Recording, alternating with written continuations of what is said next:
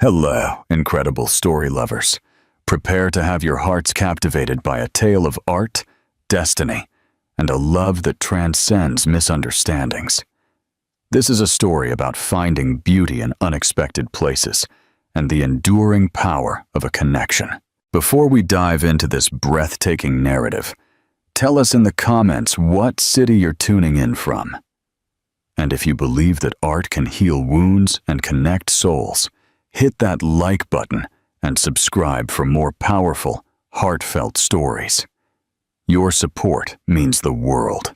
You can't even pronounce the wine correctly, the millionaire sneered amidst hushed chuckles. But the waitress, poised and elegant, responded in perfect French and then offered a toast. The room fell silent, and he, for the first time, was speechless. "Why did you paint his eyes exactly like mine?"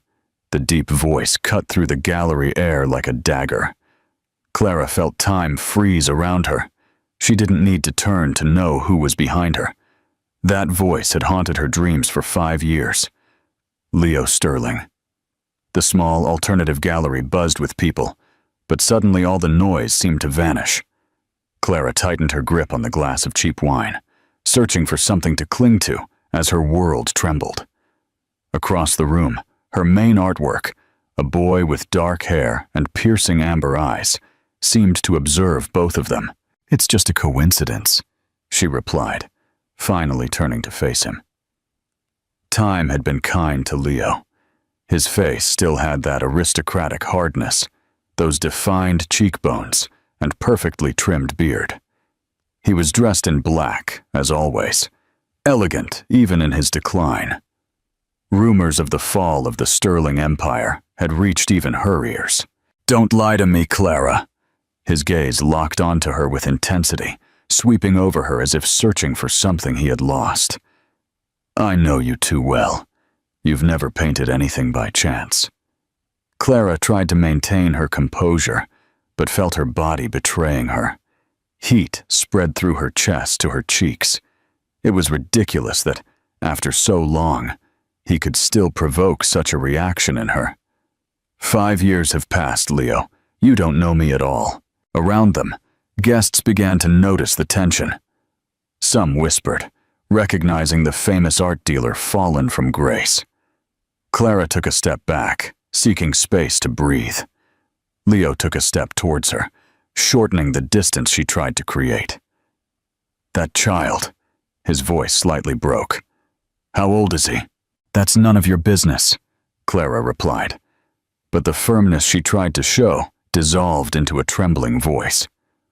Leo's eyes moistened slightly, something she had never seen in that proud man.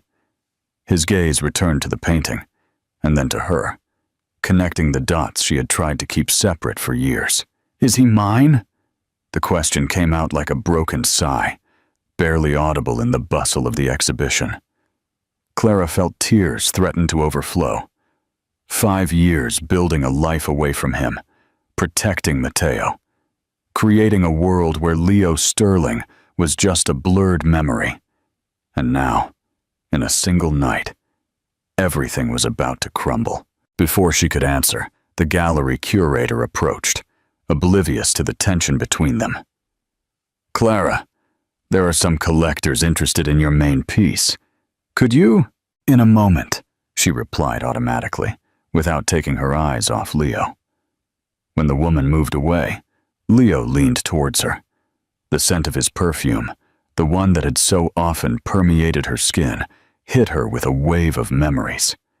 "Yes, that child is mine," she murmured, with a mixture of determination and vulnerability she had never seen in him. "I'm not going to let you run away again."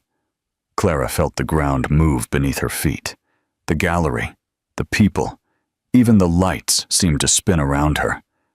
Everything she had carefully built now hung by a thread, and that thread was in the hands of the only man who had managed to break through her defenses.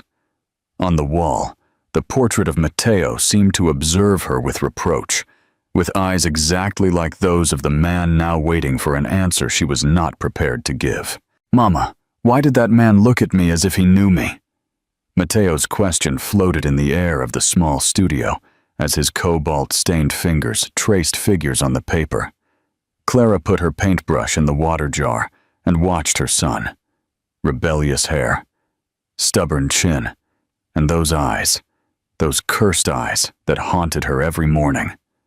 "Some people think they know everyone," she replied, dodging the truth as she had done for years.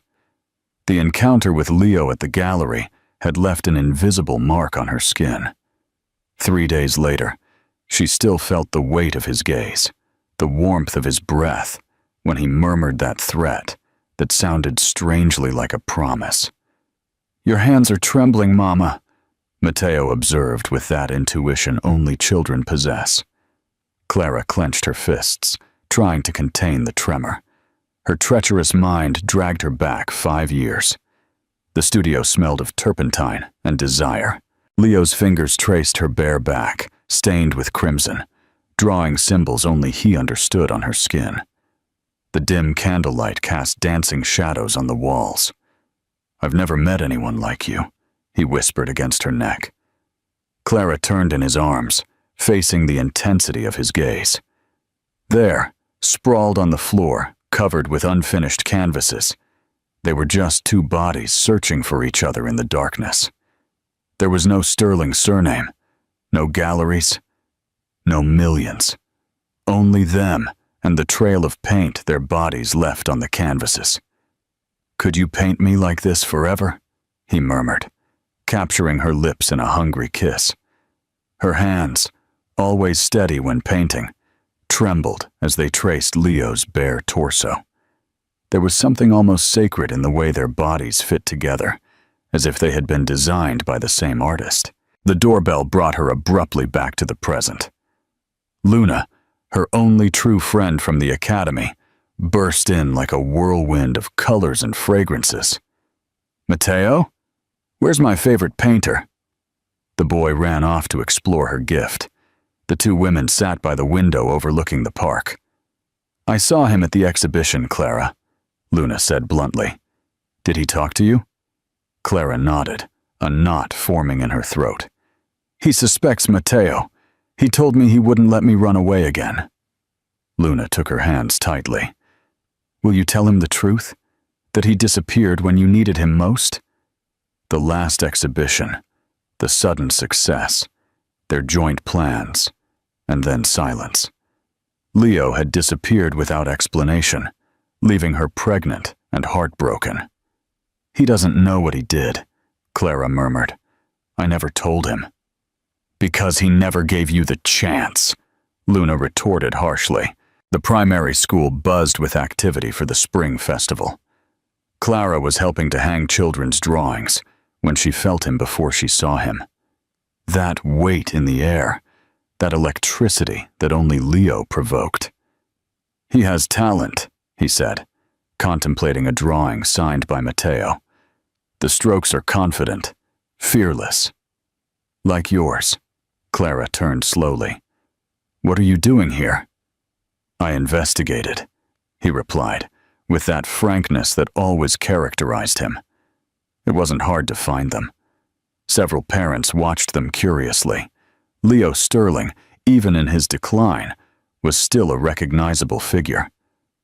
"This is no place for this conversation," she whispered, trying to remain calm. "Every place you are is exactly where I need to be." The intensity of his gaze made her stomach clench. 5 years, and he still had that effect on her. That power to tear down her defenses with a simple phrase.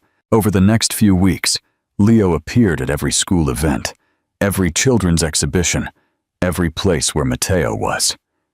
He never got too close to the child, but his eyes followed him with a mix of fascination and longing that tore Clara apart. The rehearsal for the school play brought them together in the auditorium. Clara, in charge of costumes, was handling fabrics when her foot caught on a cable. Before she could fall, strong arms caught her by the waist. "Always on the edge of the precipice," Leo murmured against her ear. The warmth of his hands penetrated the fabric of her dress. Their bodies recognized each other instantly, as if time had not passed. "Let me go," she asked without conviction. Leo loosened his grip, but didn't release her. His eyes, so similar to Mateo's, studied her with intensity. "You still feel," he whispered. "I see it." Clara tried to pull away, but her body betrayed her. The same magnetism, the same irresistible attraction. Leo slowly leaned in, his lips brushing Clara's cheek in a caress that was both a question and an affirmation. And she, against everything her mind screamed, did not pull away. "You know, as I tell you this story, I wonder where you're listening from, my dear. Are you curled up in bed with a hot cup of tea, or perhaps on public transport, stealing minutes from your day to immerse yourself in this story of Clara and Leo? I'd love to know. I truly read every comment you leave, every message, and I always try to reply. It's you who brings these stories to life, who makes these words meaningful. So don't hesitate to tell me what you think so far, what you think will happen between these two. And if you're enjoying Clara and Leo's story, your like means much more than you imagine. It not only helps more people like you find these stories, but it tells me I'm on the right track. Now, let's get back to Clara and Leo. A chapter full of revelations awaits us." The coffee arrived cold in her hands. Clara barely noticed as she scanned the financial newspaper she would normally ignore. The headline confirmed what rumors had whispered. "Sterling Empire on the verge of collapse. Investors demand proof of legitimate heir." Eleanor Hayes, the city's most influential gallerist, was quoted directly. "Shareholders need stability. Without a proven heir, the board of directors will take full control of the Sterling collections." Clara's heart skipped a beat. Now she understood Leo's sudden appearance, his insistence, his poorly disguised desperation.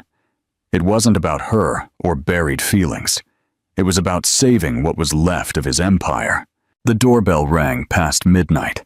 Luna had taken Mateo to sleep, insisting that Clara needed rest. But opening the door, she knew rest would remain a distant illusion. "I need to talk to you," Leo said, entering without waiting for an invitation. His presence filled the small apartment. His suit was rumpled, and he had a shadow of stubble she had never seen on him during their relationship. "About how you want to use my son to save your fortune?" Clara attacked, throwing the newspaper onto the table. Leo stopped dead, his expression hardening. "Is that why you think I'm here?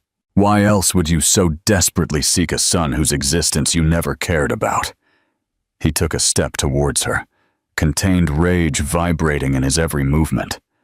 "How could I care about what I didn't know existed?" "Don't lie," Clara's voice broke. "I looked for you for weeks. I left messages at your office, at the art house galleries."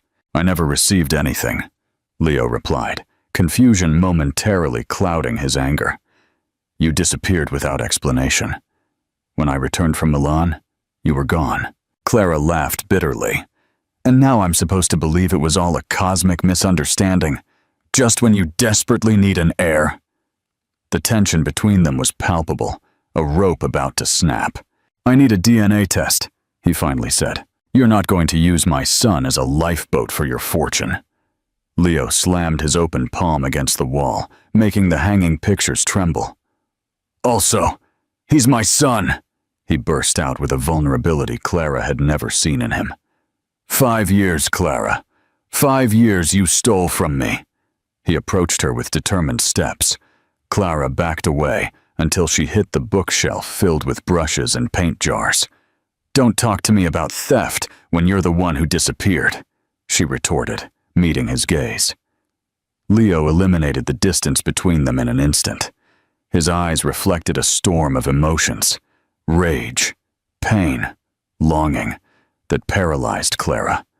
When his hands cupped her face, she couldn't react. Their lips collided with the force of 5 years of absence. A furious, desperate kiss, laden with recriminations and unanswered questions. Clara's hands, treacherous, clung to his shirt as she responded with the same intensity, as if she could punish him through contact. It was an eternal instant, a flash of sensations that illuminated 5 years of darkness. When they finally separated, gasping, Clara pushed him away. "You can't just walk into my life like this and expect me to surrender to the touch that broke me," she said, wiping her lips with the back of her hand, as if she could erase the mark he had left. "I never wanted to break you," he replied, his voice barely a whisper. "And now I discover we have a son." Clara hugged herself, trying to contain the tremor that ran through her body. "Matteo is not a pawn in your business game. It's not about the money," Leo insisted. "It's about the truth, about lost time I can never get back." When he finally left, Clara slid to the floor, exhausted. The apartment seemed emptier than ever, as if Leo had taken something essential with him. The following days brought a strange calm. Leo didn't appear. He didn't try to contact her at school. Clara began to believe he had finally understood her rejection until she found the first note. It was in her mailbox, a simple piece of paper with a handwritten phrase, "Light always finds cracks in the deepest darkness." These were words from her first exposed painting, the one Leo had anonymously bought. Then more came each day, in impossible places. Under the apartment door, between the pages of a magazine in the doctor's waiting room, even inside her bag. All phrases from works she had painted years ago, when her art began to flourish under Leo's watchful eye. There is no brush capable of erasing what has already been painted. The most vibrant colors are born from the darkest pain. Love is the only stroke that never completely dries. Clara kept every note, unable to discard them, unknowingly building a mosaic of memories she thought were forgotten.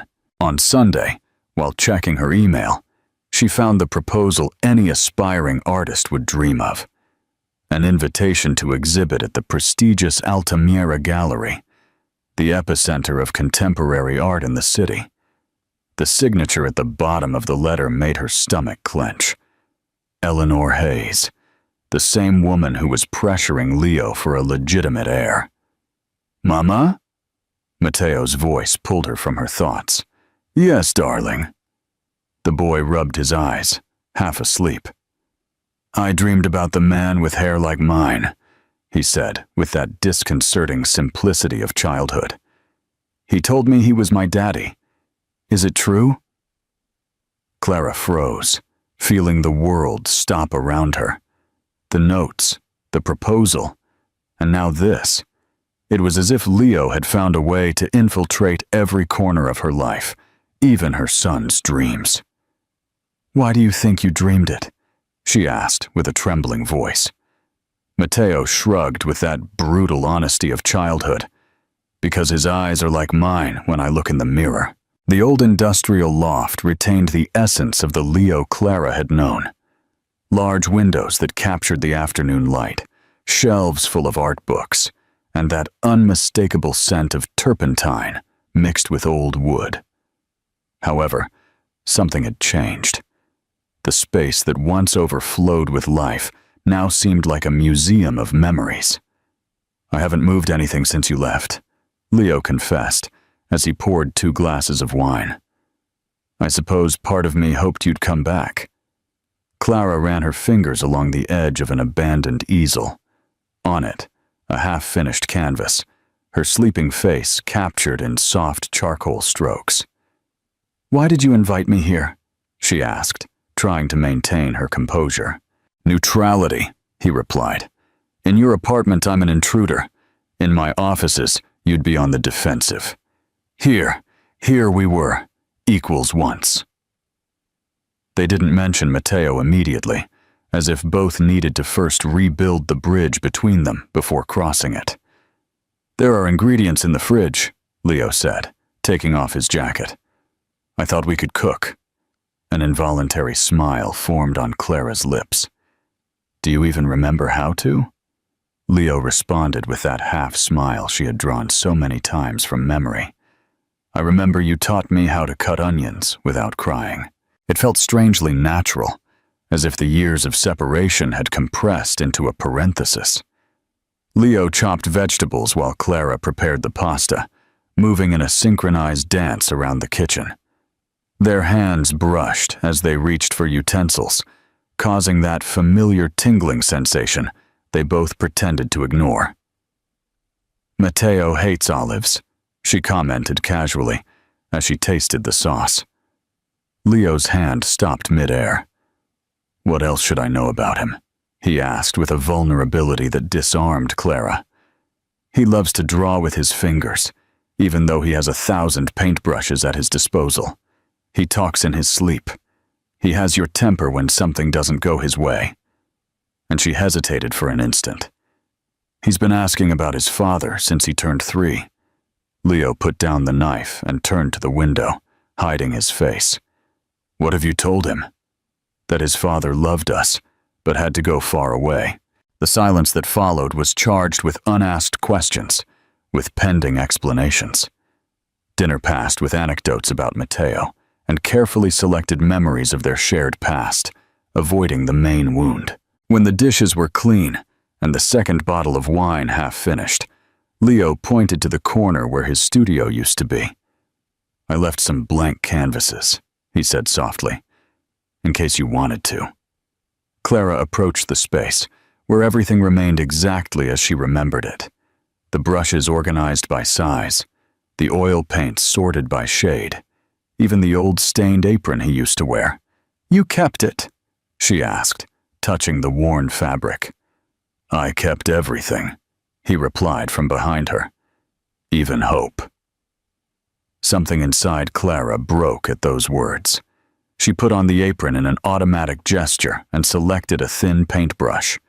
Without thinking, she began to trace lines on a blank canvas. Leo sat silently watching her, exactly as he used to, when they spent entire nights with her painting, and him contemplating her as if the true art was the movement of her hands. The paint flowed effortlessly, the silhouette of a man and a child with their backs to them, looking towards an uncertain horizon. Clara was so engrossed that she didn't notice Leo approaching until she felt him right behind her. "You were always able to say with colors what words couldn't," he murmured, so close that his breath brushed her neck. Clara turned slowly. Leo raised his hand and gently wiped a blue paint smudge from her cheek. His fingers lingered longer than necessary, tracing the contour of her face as if trying to memorize it again. "I can't understand how I could have lost you," he whispered, sliding his hand to Clara's nape, tangling his fingers in her hair. Time seemed to stop. His eyes, so similar to Matteo's, held a silent plea that brought down Clara's last defenses. When their lips met, it wasn't with the desperate fury of days ago, but with the tenderness of someone rediscovering something precious they thought was lost forever. Leo pulled her closer, deepening the kiss as his hands explored the curve of her back. With a softness that contrasted with the intensity of their feelings, he guided her to the studio wall, where their bodies met completely. The familiar warmth spread over every inch of her skin, awakening sensations she had kept dormant for years. Clara let out a sigh as Leo's lips left her mouth to trace the line of her jaw, slowly descending to her neck. Her hands instinctively sought the buttons of his shirt, unbuttoning them one by one until his torso was revealed. The scar that crossed his right side, the result of a youthful accident, was still there, reminding her that this was not a dream. Her fingers traced the contour of the scar as Leo lifted her slightly, allowing her to wrap her legs around his waist. For an instant, they were again those lovers who created art with their bodies, who transformed desire into invisible strokes of pleasure. But when Leo began to slide the strap of her dress, something clicked in Clara's mind. The image of Matteo appeared sharply, along with all the unanswered questions, all the unhealed wounds. "Wait," she whispered, placing her hands on his chest. I can't if it's just desire." Leo pressed his forehead against hers, breathing raggedly. "It's not just desire, Clara," he replied, his voice breaking. "It's saudade for the only real thing I had in my life." The use of that Portuguese word she had taught him years ago, that melancholy for something one had and lost, broke something inside Clara. The tears she had held back for so many years finally found their release. "I'm scared," she confessed, "scared to trust again, for Matteo to suffer, for all this to be about your empire and not about us." Leo hugged her tightly, as if afraid she might vanish in his arms. "The empire can sink tomorrow," he murmured against her hair. "I only need you, you both." They remained like that, embracing, until the tension transformed into a different intimacy. They didn't make love that night, but when Leo invited her to stay, Clara found no strength to refuse. They lay down in the spacious bed they once shared, looking at each other in the dim light, like two survivors of a shipwreck who finally found land. Leo took her hand in his and held it all night, like an anchor preventing her from drifting away again. Clara watched his sleeping face, softened by sleep, and for the first time in 5 years, she allowed herself to imagine a future where wounds could heal. Dawn found her still awake, watching their intertwined hands, when her phone vibrated with a notification. The message from the Altamira Gallery was brief and blunt. "Exhibition canceled due to unforeseen circumstances. We apologize for any inconvenience." Seconds later, another message arrived, this time from Eleanor Hayes. "Leo Sterling is being investigated for art market manipulation. Your name has been mentioned. Be careful." Eleanor Hayes's office seemed designed to intimidate. Minimalist, cold, with a single work of art hanging behind her desk, an authentic Rothko whose value surpassed the vital budget of most artists who begged for her attention. "The cancellation wasn't my idea," Eleanor said, crossing her long legs clad in black silk.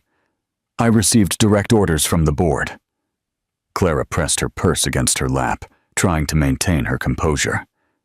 "And the accusation against Leo? Art market manipulation?" Eleanor offered a smile that didn't reach her eyes. "Someone suggested that Leo was artificially inflating your value to distract investors from the Sterling crisis." She paused meaningfully. That someone was Julian. Julian? The name fell like a stone in Clara's stomach. Leo's younger brother. I suppose he didn't mention him. The room seemed to spin around Clara. Julian Sterling, the name she had heard whispered during the brief months she frequented the galleries on Leo's arm. The absent brother, the rebellious heir.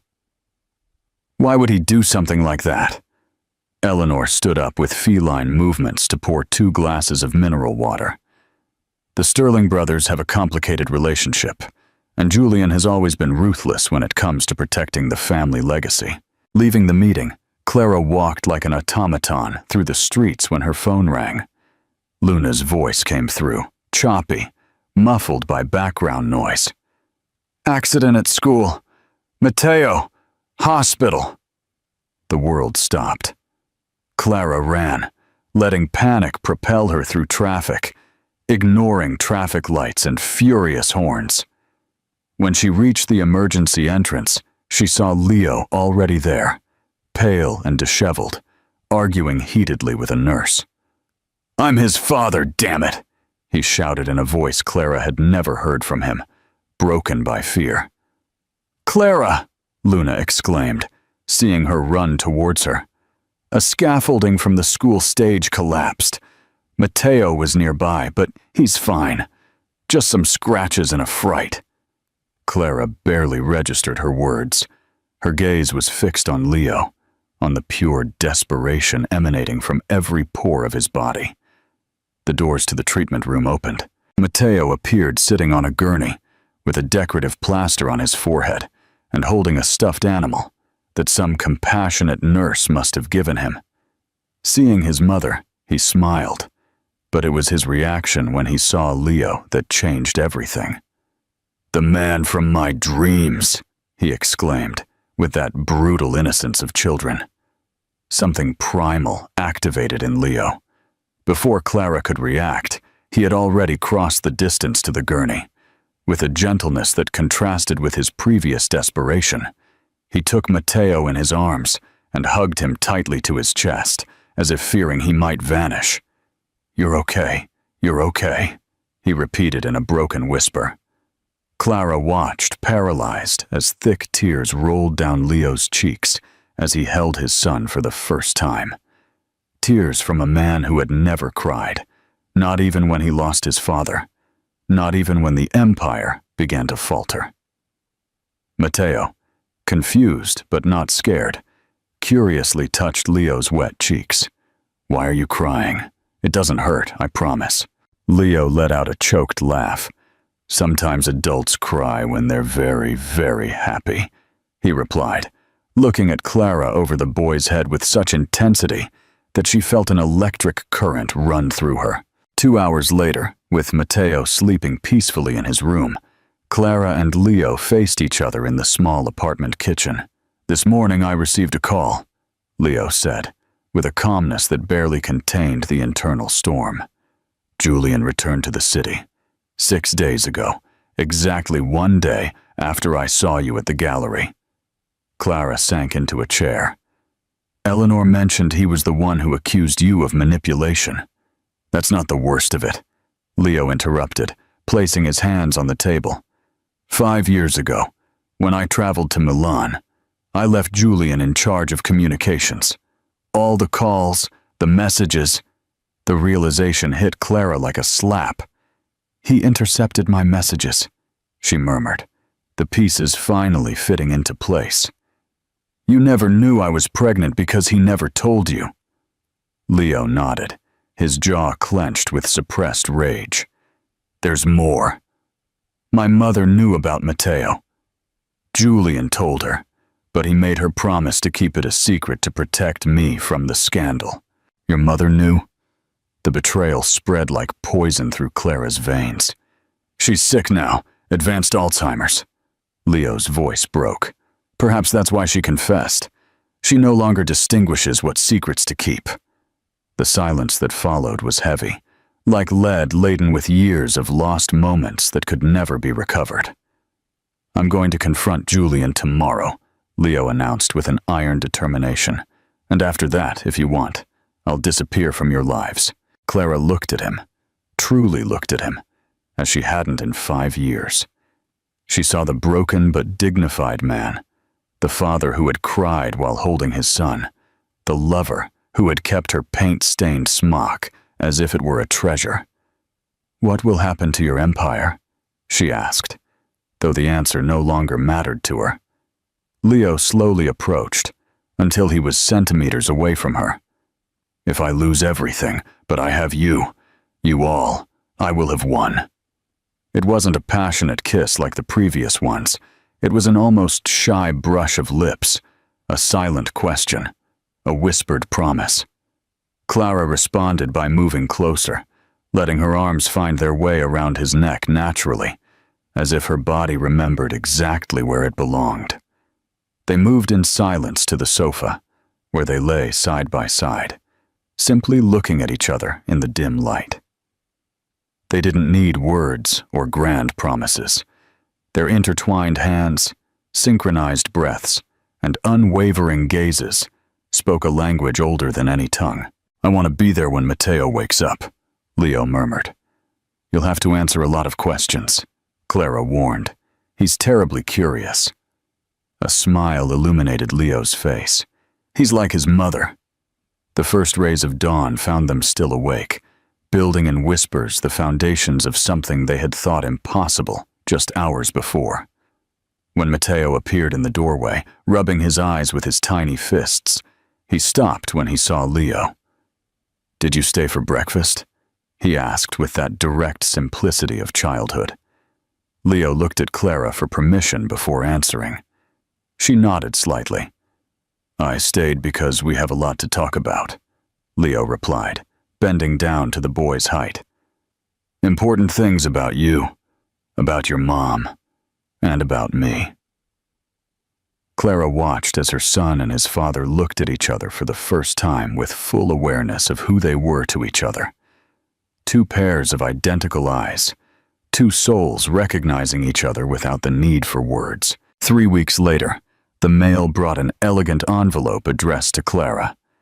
She opened it while Matteo played in the park under Leo's watchful eye, who had kept his promise to be present every day since that morning.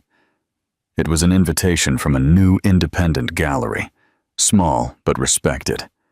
The curator specifically requested a piece titled The Father Born Late, the piece Clara had been secretly painting for the past few weeks. At the end of the letter, a handwritten note.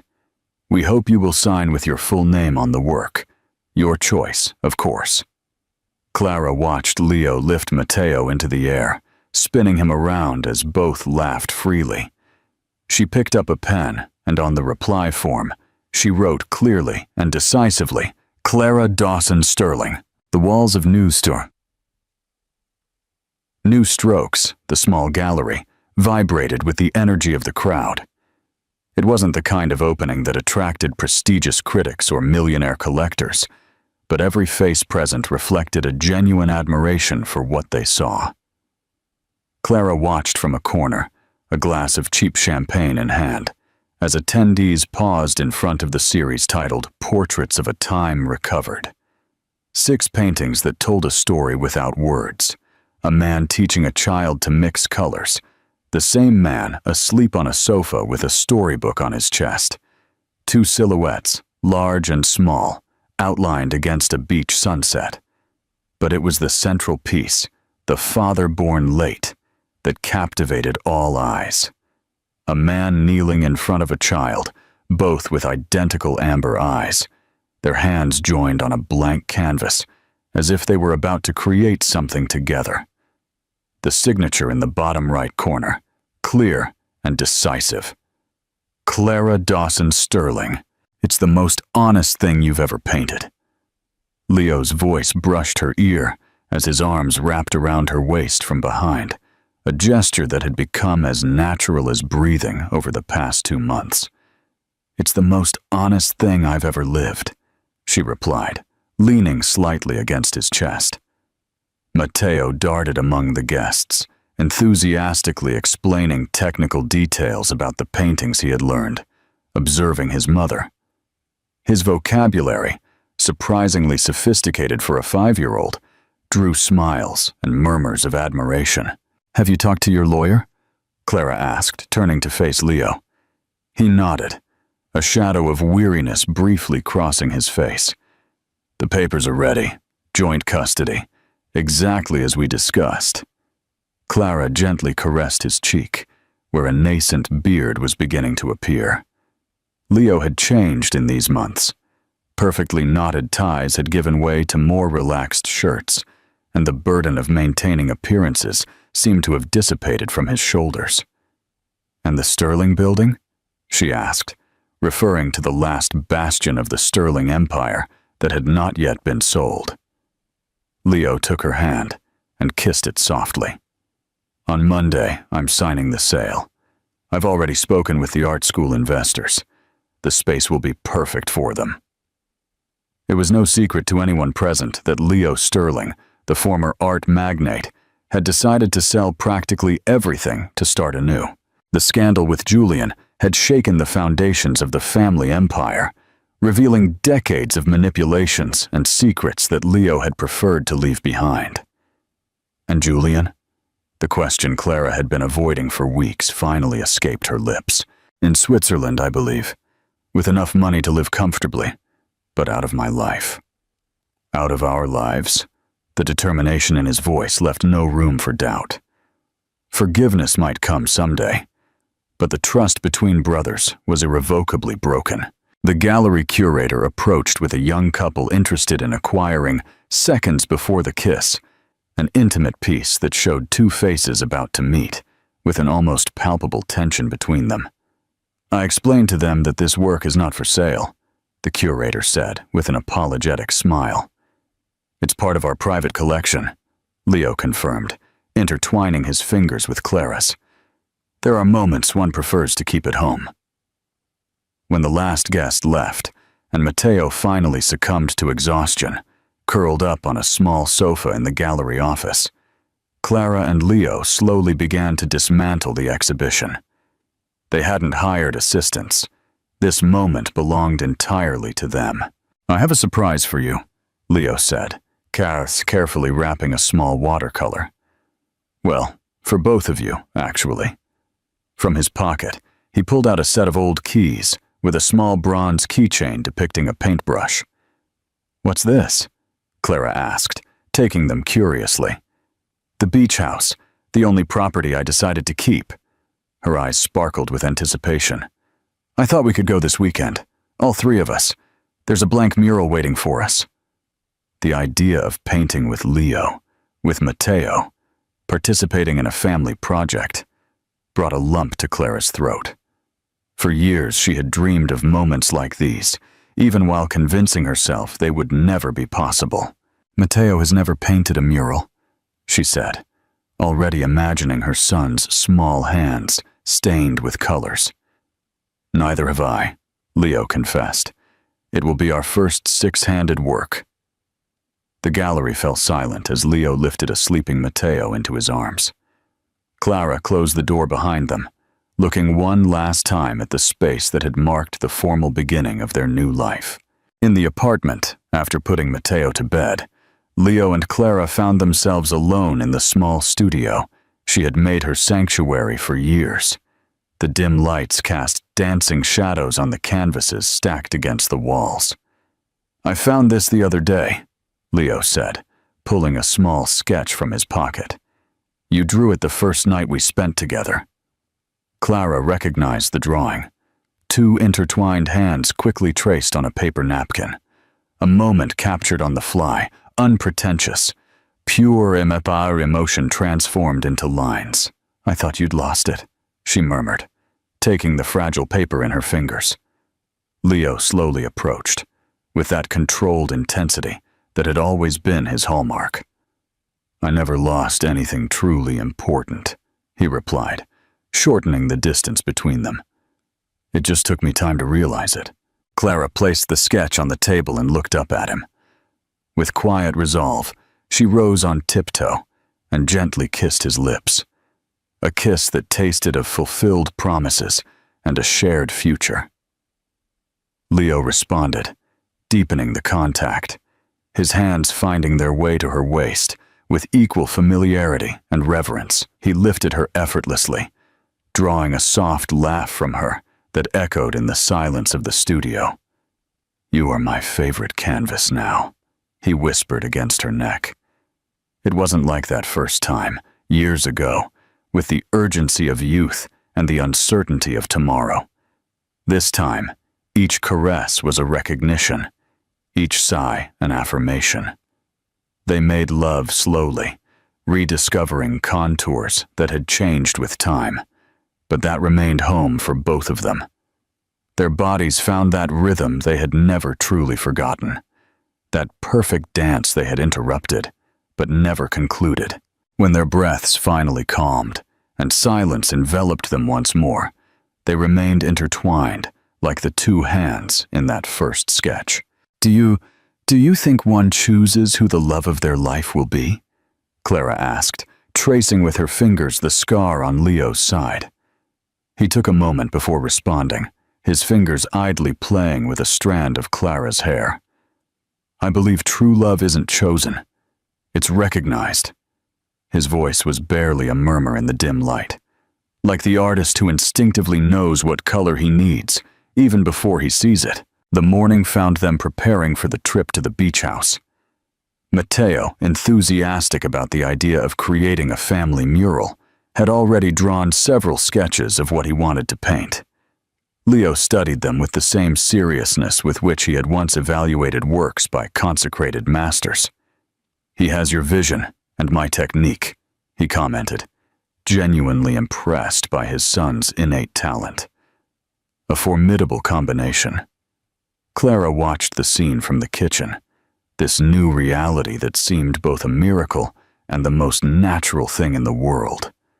The path to here had been full of pain, misunderstandings, and lost time.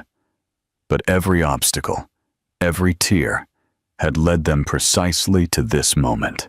"What are you thinking about?" Leo asked, hugging her from behind as she finished preparing coffee. Clara turned in his arms, losing herself for a moment in those amber eyes she now saw duplicated in her son's face.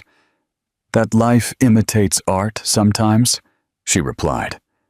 "Layers and layers that seem like mistakes until they finally reveal the complete picture." Leo smiled, that smile that made tiny wrinkles appear at the corners of his eyes, the smile she had captured in dozens of sketches kept over the years. "And that sometimes," he added, leaning in to kiss her gently, "the canvas we thought was ruined turns out to be our masterpiece." Matteo burst into the kitchen, brandishing a new drawing where 3 figures, 2 large and 1 small, held paintbrushes in front of a huge canvas. "I know what we're going to paint," he exclaimed enthusiastically. "Us painting together." But Clara and Leo exchanged a knowing glance, recognizing the perfect recursiveness of the idea, the infinite potential of that us that was just beginning to unfold. As they packed suitcases and loaded the car with canvases, brushes, and paint cans, Clara thought about all the paintings she had created throughout her life. Some had hung in prestigious galleries, others remained hidden in folders no one else had seen. But none compared to the one they were creating now. Not with oils or acrylics, but with daily decisions, with complicit glances, with hands meeting in the dark. The final, definitive layer was precisely this, the shared life they finally dared to paint together. "Art imitates life," she murmured to herself as she watched Leo and Matteo animatedly discuss which colors to bring. But love is the only stroke that never fades.